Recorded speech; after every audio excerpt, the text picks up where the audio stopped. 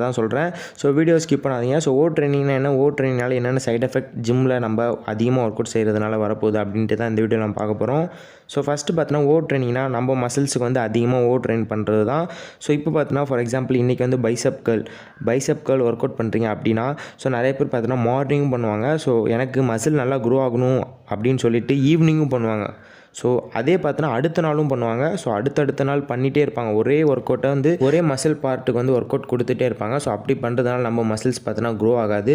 So அது பார்த்தோன்னா வந்து ஓவர் ட்ரெயினிங்காக ஆயிரும். ஸோ அதனால் உங்களோட மசில்ஸ் பார்த்தோன்னா வந்து க்ரோ ஆகிறதுக்கு, அதாவது நார்மலாக க்ரோ ஆகிறதுக்கு ஒரு சில வீக் பீரியட்ஸ் வந்து எடுத்துக்கலாம். ஸோ அதனால் பார்த்தோன்னா ஓவர் ட்ரெயினிங் வந்து கண்டிப்பாக பண்ணாதீங்க.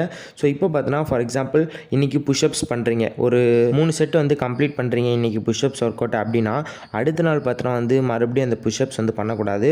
ஸோ எதனால் அப்படின்னு கேட்டிங்கன்னா வந்து புஷ்அப்ஸ் பண்ணுறதுனால செஸ்ட் மசில்ஸ்லாம் க்ரோ ஆகிட்டு இருக்கும். ஸோ அந்த டைமில் பார்த்தீங்கன்னா நீங்கள் மறுபடியும் அதே ஒர்க் அவுட்